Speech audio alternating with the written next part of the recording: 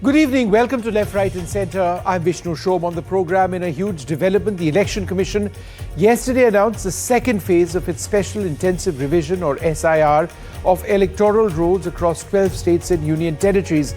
This encompasses over 51 crore voters.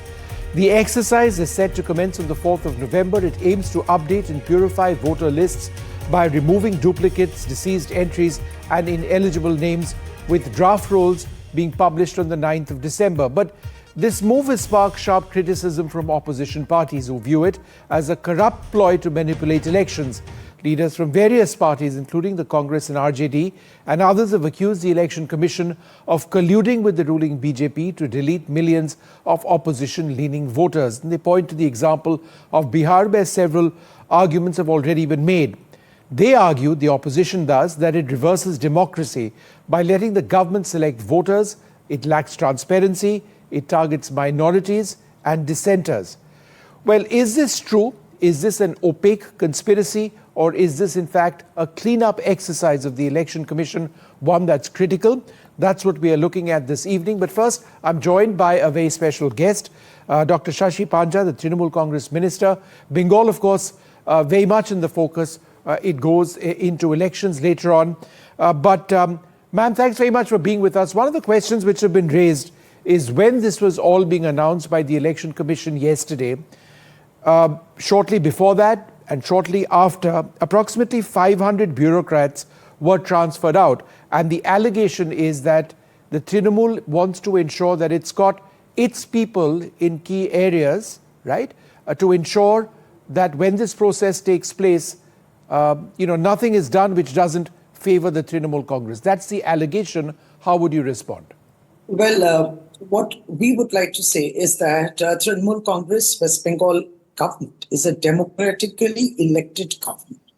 And of course, it is well within its functions and its rights for good governance or for various execution of the ongoing policies and schemes.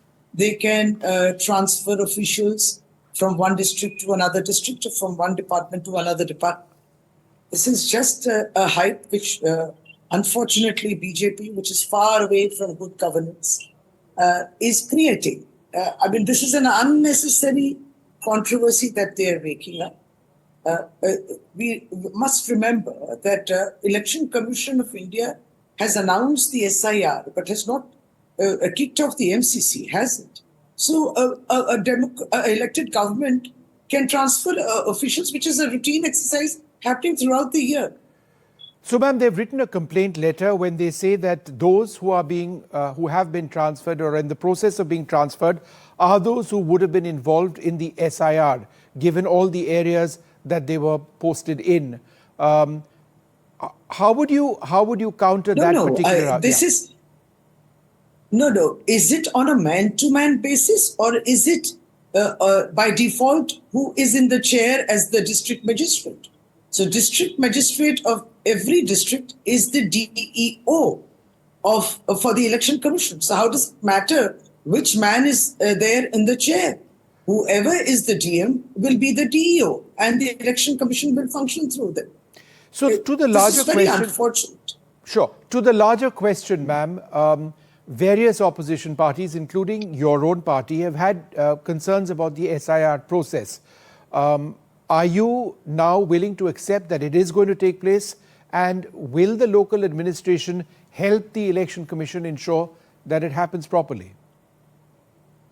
We have repeatedly in the past mentioned that the Election Commission of India, when it thought about the SIR, the intensive revision in June 2025, when they were doing it for Bihar, our only contention then was also that in a democracy, in a democratic country where there are recognized political parties, such discussions could have been taken with all political parties on board.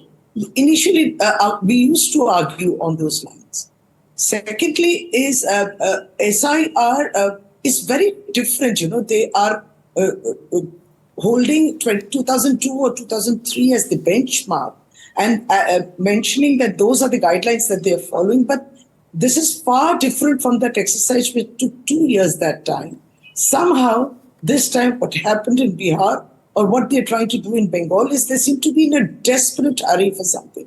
So 2 years then and now 2 months just to do an SIR for almost, we have to reach out to 80,000 booths in Bengal to almost 10 crore population. In 4th November, you kick off, and 4th December, every BLO should have then covered the booth. So I understand what you're saying, that revision. Sure, that the time and the speed at which it's been announced and it's being carried out is challenging, is difficult. But do you believe that this is being done as part of a larger conspiracy? For example, members in the Congress have said that. They've said that this is a way of shutting down the opposition, shutting down dissent, is that what the Trinamool Congress also believes? Yes, the Trinamool Congress is saying this much, that now the onus lies on the voter to prove himself to be a citizen of this country. So it is so very funny. The Election Commission of India has not been entrusted to decide upon the citizenship of the person.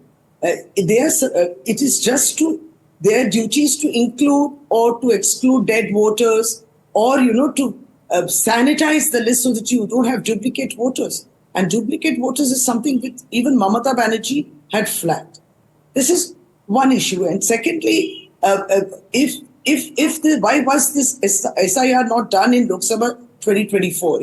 Look at the need, look at the emergency. So why was it, if that list was valid and absolutely all right to have a Lok Sabha election in 2024, why is this list now full of errors for forthcoming assembly elections in West Bengal? So, Dr. Panja, just as a point of clarification, given your concern with the SIR process, is the Trinamool Congress going to go to court to challenge the Election Commission? No. Let me reiterate that the Trinamool Congress flags the concerns of the people of Bengal. We have reiterated in the past, and I wish to again re-emphasize the fact that no eligible or legitimate voter should be excluded. That is the fight which we will take up aggressively within the constitutional and legal framework. SIR is the backdoor for NRC, we feel. You just look at this, that Aadhaar, which captures our retina image, which captures our fingerprints, is not a document which Election Commission wishes to accept. Supreme Court has mentioned, but along with Aadhaar, you have to bring in one of those 11 documents. Something you have captured our data. You have so what is the sanctity? This list was fair enough and valid for a Lok Sabha 2024 election, but it is not fair or it is full of mistakes for a forthcoming West Bengal assembly elections in 2025. And that is the nefarious intent that we smell. Okay, and that is in fact my final question. You believe that the Election Commission of India is involved in a conspiracy targeting your government in your state? You see, we never wanted to castigate the Election Commission of India. What we are, just even today, in North 24 Parganas, one of the districts, Pradeep Kaur is a man who committed suicide. And this is and he writes in his suicidal note, it is for NRC SIR. Look at the fear that they have instilled in the people, in the minds. Look at the chaos that they are generating. This is not done. So our questions were directed to Election Commission of India. These were valid questions. It is a federal system of government. We should all have been on board. And why SIR was not done in 2024? It's a fair question. Okay. Why now in a hurry in 2 months? So Election Commission is being questioned, but BJP answers. Why? This is very funny. Why should BJP answer? Ma'am, the Election Commission has point by point also answered. I've got all their answers in front of me. The Election Commission has clarified every point raised by political parties. No, have they clarified as to why SIR was not done last year and why the list, the voter list? No, they've pointed out that phase 1 in Bihar, resulted in 0 appeals taking place. They've pointed out on why they need to tackle outdated entries, demographic shifts, etc., etc. They've pleaded with political parties, including yours presumably, to help the process go along. They've clarified that SIR is not linked to specific documents like Aadhaar for core verifications. They're focusing on enumeration forms to avoid misuse or controversy as well. So these are some of the clarifications which they have. They have in fact issued. These are not clarifications. These are farmans. These are announcements, and you have to obey them. Our questions are still unanswered. Okay.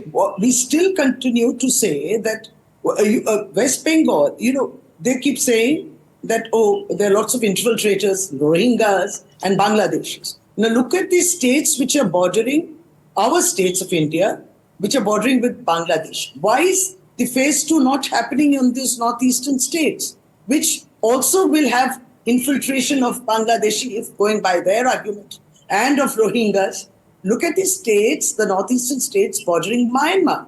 So people cannot jump from, one leap from Myanmar into Bengal. You have to go via these states. Right. So if you really need to sanitize, then you need to do the voter list exercise in phase 2 for those states too. Right. But those states have been kept away. Only Bengal is there in that list. Okay, Dr. Panja, I'm running out of time for this part of the interview with you. I appreciate you joining me and clarifying the position of the Trinamool Congress. I'm going to move on now to my other guests on this. Is this, as some in the opposition allege, some sort of a conspiracy against them, or is this in fact a much needed process? Besides anybody else, we've got O.P. Rawat, the former Chief Election Commissioner. Always wonderful to have him on the program. We've got Dr. Advocate Arshpreet Khadial of the Congress and Gurprakash Paswan of the BJP. Thank you all very much for being with us. Mr. Rawat, let me come to you first. The key point that the Trinamool Congress, and in fact some of the other opposition parties are also mentioning, is that the speed with which this is being done is suspicious. And number two, that if it had to be done, why wasn't it done before the general elections? Why is it being done at this juncture? Is there anything that you see which has merit in these arguments?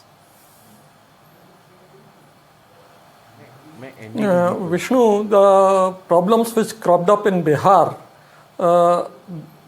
they gave certain lessons to Election Commission, and Election Commissions learned those lessons and revised their SIR guidelines to roll out for these 12 states. You can see that enumeration form can be submitted without any document. Yes. So those are the things which have improved. But there are three key issues. One is intensive revision is required only generally when delimitation exercise has been done and this template of electoral roll is not valid. You have to make it afresh. So generally when delimitation used to take place after every decadal census, it was there. But decadal census based delimitation has been frozen for last 50 years. And therefore last intensive revision was conducted in 2003, 2004 like that. After that, there was no change in the template of electoral roll, and therefore Election Commission always decided that summary revision will be good enough. The reasons being touted that lot of errors are there, absolutely no. Whatever level or status of electoral roll will be today, will be after SIR. There will not be any difference because it all depends on our manpower in the field, our BLOs in the field, our verification process in the field, and the interest shown by our voters in these processes. Like a claim is made that no appeal is filed. Never it will be filed because they don't even know that their names have been deleted. They are out doing their jobs. That is the thing. So we have to ensure that all voters who are legitimately entitled, who are citizens, are included in the electoral roll, and they should be facilitated, and instead of they should be going from pillar to post to get those 11 documents. Okay, and I understand your points. Let me get a quick, sure, I'll come back to you, sir. Dr. Guru Prakash Paswan, how would you respond to that? Okay. That the process shouldn't be more complicated This is something which complicates, the process. The process of voting needs to be easier. That despite the clarifications made by the Election Commission, there are questions which remain on this process. How would you respond to that? No, I think what we need to respond is the one-way communication by Dr. Panja, which we were also forced to listen to. She went, she came, she spoke unchallenged, she just peddling her agenda and attacking the entire process, which is constitutional in nature, which is completely transparent in nature. I think of all the people present here, including Dr. Panja, Mr. O.P. Rawat has the exceptional knowledge of this entire space. But she came and she gave her agenda and it was like a propaganda. But we have to understand that I'm live from Bihar. Bihar underwent through SIR process. The entire procedure was completely transparent. More than 99.9% of people from Bihar, the voters from Bihar, were completely satisfied with it. The district level leaders of the Congress party, the district level leaders of the Rashtriya Janata Dal, they were satisfied with this entire process. But the only problem is that the disconnect which is there. The disconnect which is there in the top leadership, they have absolutely no resonance on the ground. They absolutely have no idea what's happening on the ground. They're just trying to create this fake narrative. Mr. Rahul Gandhi was last seen in Bihar 2 months ago. Mr. Rahul Gandhi is out of scene. And when they face defeat, they will find allegations. They will just manufacture imaginative allegation against the process of election. This is preposterous. This is absolutely without any base, without any sound logic. I think Mr. Rahul Gandhi or Mr. Tejasvi Yadav or anyone for that matter who is opposing SIR must get back to the observations of the Supreme Court of India. It has been heavily argued in the Supreme Court of India, and let me quote you from the verdict of the Supreme Court that the process of SIR is the prerogative of the Election Commission of India. Yeah. Point number one. Point number two, it is being done under the four walls of the Constitution as per the Article 324, 325 and 326. The point is, the fact of the matter is that the protest over SIR is politically motivated.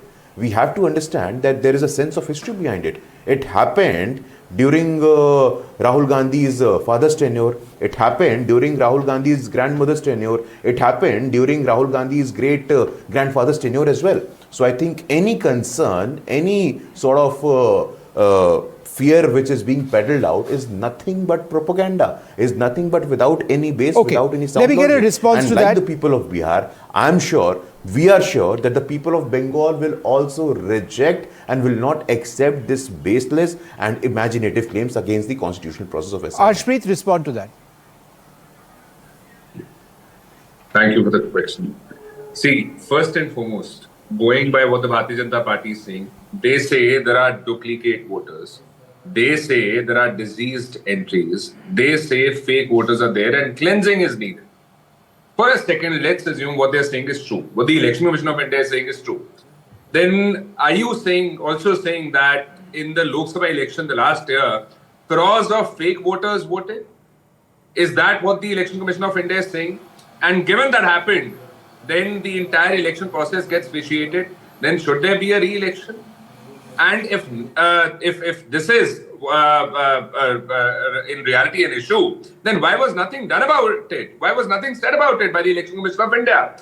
Now this goes on to suggest the incompetence and failure of the Election Commission of India, that despite seeing it, despite knowing it, nothing was done, nothing was said. And suddenly when the Bihar election was around the corner, then SIR is to be done. We don't understand why, if back in the day in 2003, it could be done in the entire country. Why did it have to be done only in one state where 69 lakh voters have been excluded? Wherein people have been complaining that we are being excluded unnecessarily. Our father, our grandfather, our great-grandfather, our ancestors have been voting. But the fact that it's now being done in many other states? Sorry, I beg your pardon. This was phase one which happened in Bihar. I understand the point that you're making, but yesterday they've announced the continuation of this in several other states. Therefore, it is an all-India exercise. It will become one. The fact of the matter is that why is it being done in bits and pieces when it could be done in entirety in the country? I think that's an important point. Just hold on. Mr. Rawat, how would you look at that? Can an exercise as large as this be done all at once and possibly before a general election? Yeah, why not? Because all states have their own election machinery. Election Commission is only guiding from the center. So it can be done throughout the country in one go. All right. So you believe that there is credibility, there is validity in what the opposition says when they say that the process which is happening now is disjointed?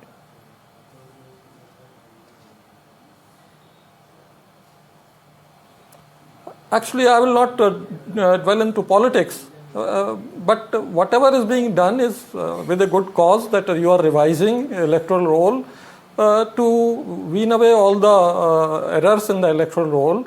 Only thing is that you should be facilitating the voter rather than burdening the voter with getting the documents and providing those documents. And I think this time, after learning the lessons from Bihar Election Commission, has mellowed down and they have made concessions. If I may. Yeah, quickly, Ashpreet, last word to you. Yeah. See, if what the Election Commission of India is saying right now is to be believed to be true, then that is a big certificate of failure, a big certificate of blunder on the Election Commission of India. That crores of fake voters voted in the Lok Sabha election. The Bharatiya Janata Party then shouldn't have been declared the winner. It shouldn't have been formed. It should not have formed the centre government. And there should be a re-election. And number two, when the matter is sub judice in the Honourable Supreme Court, why this tearing hurry is being shown? Why could we not wait for the Honourable Supreme Court's order to come? Number two, the answers vis-a-vis the SIR done in Bihar are yet to be sought. They are yet to No, but to Ashpreet, come. on the And entire thing being heard in the Supreme Court has also said it's the prerogative of the Election Commission to carry this out. no, but what if major errors are found out? What if But in the until coming such orders of time the as Supreme Court- errors are found out, how can you stop the Election Commission from doing this? Because They say it is their constitutional I'll answer duty. your question. Yeah. I'll answer your question. How? First of all, can the Election Commission of India, is the Election Commission of India even competent if after saying that there are lakhs and crores of fake voters and to allow them to vote in the Lok Sabha election wherein the centre government is chosen, can they be trusted with this? Are they even competent to do this? This raises a very big question over the Election Commission of India. We need to reconsider. We need to think about this because this is a very big issue and nothing is being done about that. Nothing is being said about that. The Election Commission of India ought to answer these questions. There's a very last thing. Aland Assembly, a segment wherein the SIT had found out evidence of a centralized operation to delete names of electoral rolls is what we are pressing, and yet there have been no answers vis-a-vis this question. Yet there's been no justification vis-a-vis this question. So we only request the Election Commission of India or the Bharatiya Janata Party, since they have been advocating for them, please tell us the questions that are being posed by the people. The questions that are being posed by the people have not been answered. They have been ignored, and we want the Bharatiya Janata Party to consider what the people are saying. What they All right. So will there be an answer are. which actually comes to the question that you are raising? We'll have to wait and see, but one way or the other, this is a process that is going through. Hopefully it does improve the process of elections, makes it cleaner in our country, and it isn't any of the allegations which the opposition is making, but we're going to have to wait and see. For the moment, I'd like to thank you all very much for being with us.